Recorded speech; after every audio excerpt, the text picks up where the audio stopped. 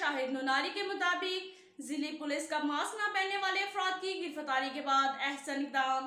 गिरफ्तार अफराद को कोरोना की तबाही के बारे में आगाही के लेक्चर और मुफ्त मास्क दिए गए।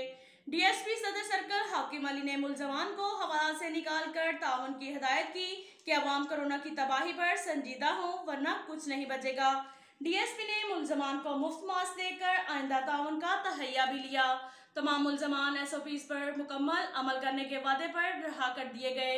कोरोना मारामारी में सख्ती मजबूरी, मकसद सजा देना नहीं, इस्लाह करना है। अब तक के लिए इतना ही काफ़ी है। मिलते हैं अगले बुलेटिन में, हमारे साथ रहिएगा। अल्लाह हाफिज।